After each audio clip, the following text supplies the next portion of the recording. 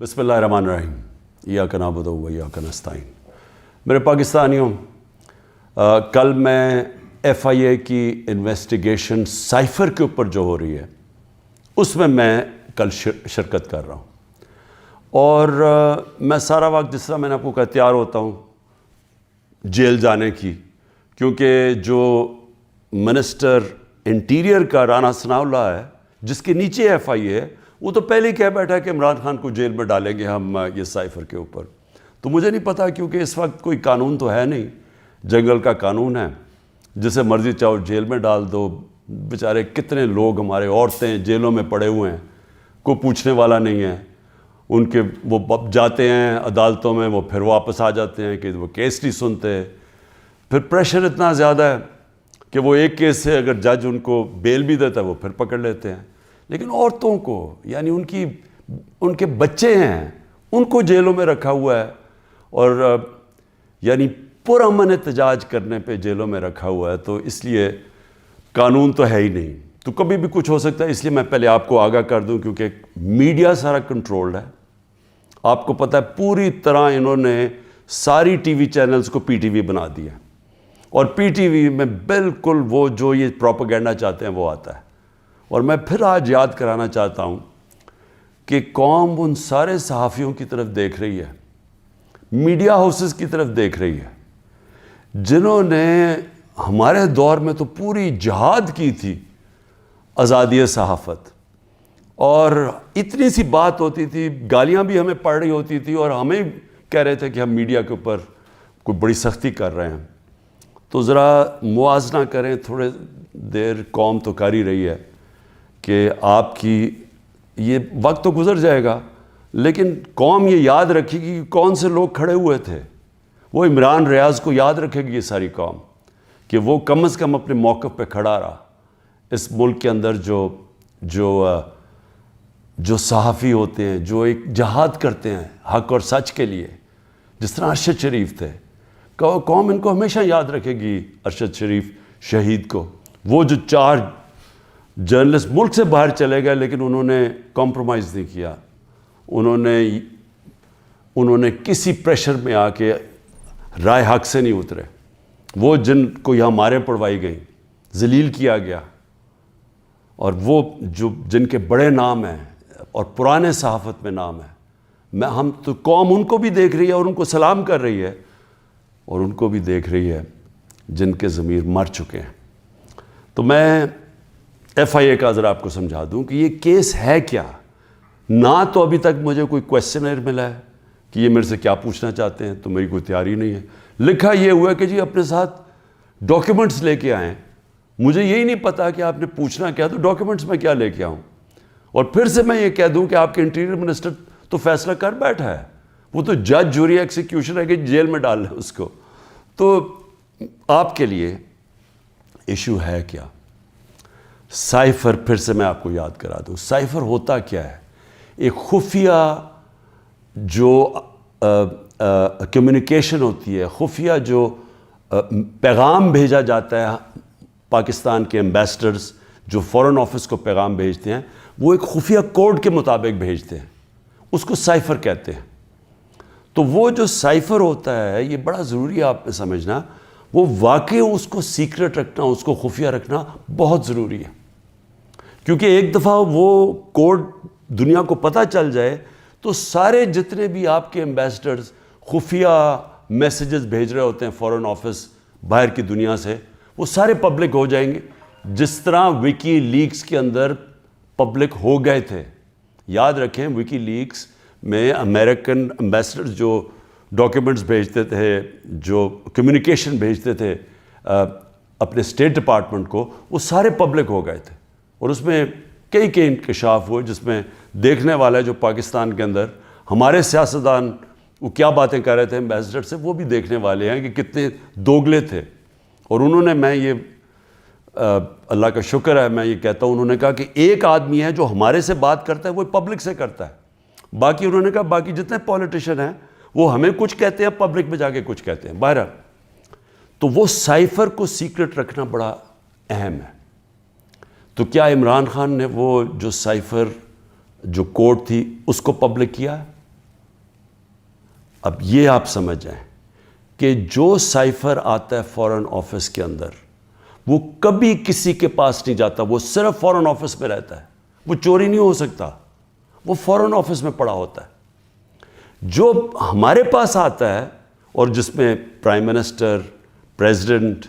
Army chief, ISI کا chief, اور پھر ایک جاتا ہے اس کا جو جاتا ہے کیبنٹ سیکرٹری کے پاس, یہ یاد رکھیں کہ یہ وہ سائفر نہیں جاتا. یہ سائفر کا جو مفہوم ہوتا ہے وہ اپنے لفظوں میں لکھ کے ہمارے پاس پہنچتا ہے. تو سائفر فورن آفس میں رہتا ہے, وہ کبھی وہ نہ چوری ہوا ہے, نہ وہ اور کوئی دیکھ سکتا ہے, نہ پرائم منسٹر, ہم کوئی نہیں دیکھ سکتے, کیونکہ یہ سائبر سیکیورٹی کا قانون ہے جو کہ کیبنٹ ڈویژن بتاتی ہے ان کو, فورن آفس کو. تو پہلے تو یہ سائٹ پہ کر دیں کہ سائفر کا جو کوڈ تھا وہ کبھی بھی پبلک نہیں ہوا, کسی نے نہیں وہ دیکھا بشمول پرائم منسٹر کے, ہم نے کسی نے نہیں وہ دیکھا. ہمارے پاس وہ آیا کہ وہ سائفر کے اندر ایمبیسڈر اسد مجید اور ڈونلڈ نون نے کیا بات چیت کی, وہ ہمارے پاس آیا. اب سب کے لیے وہ میں نے بڑے احتیاط سے اس کو جب میرے سامنے آیا تو بڑے ہم نے احتیاط کی. کیا کیا ہم نے؟ سب سے پہلے اس کو فیصلہ کیا آپس میں کہ ہم یہ پبلک نہیں, ابھی اس کے اوپر بات نہیں کریں گے, کیونکہ OIC کی کانفرنس تھی پاکستان میں 22 اور 23 مارچ کو, تو سائفر آ چکا تھا 6 مارچ کا.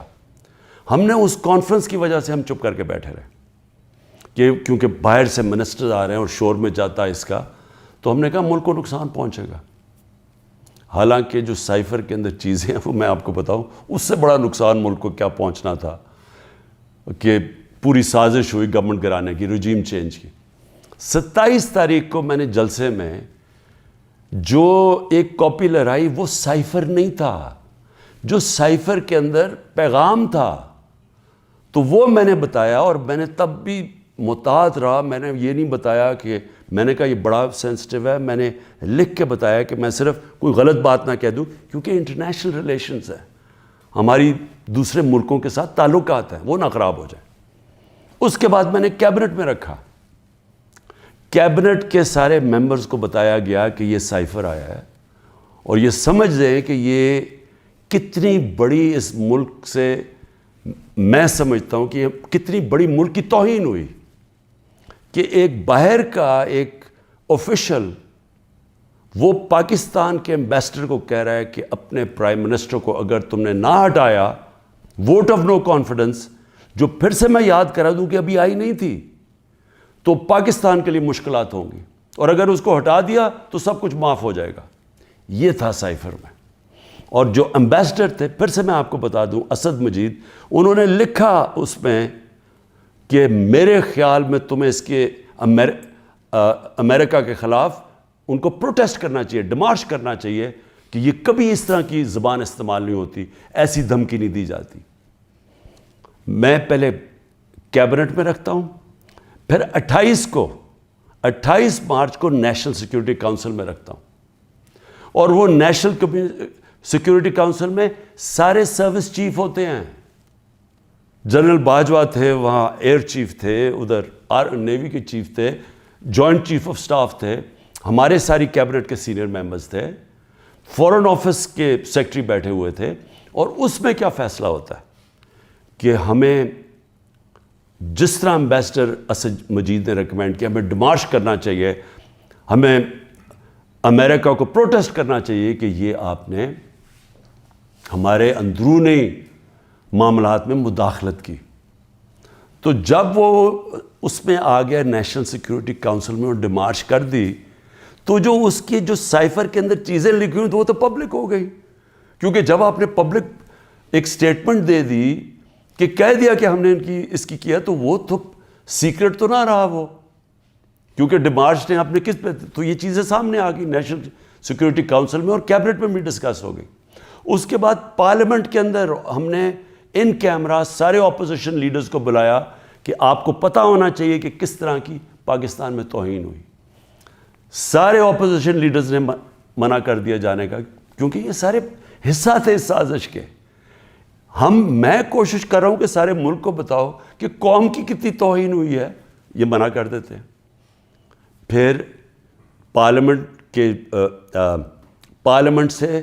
جو اسپیکر ہوتے ہیں وہ چیف جسٹس آف پاکستان کو بھیجتے ہیں, اور میں بھی انہیں کہتا ہوں کہ اس کے اوپر انکوائری کریں کہ یہ جو مداخلت ہوئی ہے اس کے اندر پتہ تو چلے کہ یہ ہوا کیا, کتنی بڑی سازش ہوئی ہے کہ سٹی گورنمنٹ کے اوپر, الیکٹڈ پرائم منسٹر کے اوپر دھمکی ملتی ہے, اور پھر اس کے گورنمنٹ گرانے کی پوری تیاریاں شروع ہو جاتی ہیں, لوگ بھاگنا شروع ہو جاتے ہیں, الائز چلے جاتے ہیں. اور یہ پیغام کس کو تھا؟ مجھے تو پتہ تھا پیغام کس کو ہے, جنرل باجوہ کے لیے پیغام دیا گیا تھا, کیونکہ اسی کے پاس پاور تھی نا گورنمنٹ گرانے کی, باقی تو کوئی پرائم منسٹر کو نہیں ہٹا سکتا تھا. تو اس کے بعد جب یہ, اور پھر کیبنٹ کے اندر ہم نے اس کو ڈی کلاسیفائی بھی کر دیا. تو مجھے ابھی تک یہ نہیں سمجھ آ رہی کہ ایف آئی اے چاہتی کیا ہے, کہ جب سائفر تو سیف, جس طرح ثناء اللہ نے کہا وہ فورن آفس میں پڑا ہے, وہ تو اس کے اوپر تو اس کا تو کسی کو پتہ ہی نہیں ہے جو سائفر کی کوڈ ہے. ہمارے پاس جو جس کو پیرافریز کہتے ہیں انگریزی میں لفظ, ہمارے پاس جو آتا ہے وہ تو اس کا مفہوم آیا تھا, اور وہ جا کے نیشنل سیکورٹی کاؤنسل اور کیبنٹ میں جب رکھا اور بعد میں ڈی کلاسیفائی بھی کر دیا, تو وہ تو پھر ایک سیکرٹ ڈاکیومنٹ نہیں رہا. اب اصل چیز پہ آ جائیں کہ کیا کسی ملک میں کوئی بتا سکتا ہے, ہمارا تو 25 کروڑ کی آبادی ہے, کسی 50 لاکھ کی آبادی, چھوٹے چھوٹے نیوزی لینڈ جیسے شہر, چھوٹے سے یعنی ملک, اور کتنے ہیں ایسے, ہالینڈ ہیں, چھوٹے چھوٹے شہر ہیں, چھوٹی چھوٹی آبادی ہے. کوئی تصور کر سکتا ہے کہ کسی ملک سے, امریکہ کا کوئی بھی جس طرح آفیشل,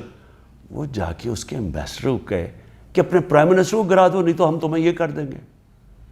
جب امریکہ نے رجیم چینج کیا پہلے, تو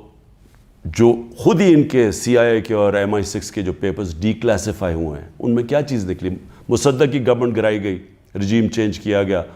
1950 کی دہائی میں. تو وہ تو کوئی سائفر نہیں بھیجا وہاں, وہ تو کوئی ایمبیسڈر سے پیغام نہیں بھیجا, وہ تو پہلے پوری سازش کی گئی, اپوزیشن کے ساتھ مل کے, میڈیا کے ساتھ میڈیا پہ پیسہ چلا, پہلے اس کو برا بھلا کہا گیا, اور پھر ان کے آرمی چیف کے ذریعے اس کی گورنمنٹ گرا دی. اور پھر دوسری 70 کی دہائی میں چلی کے اندر پریزیڈنٹ ایلیندا کو گرایا گیا,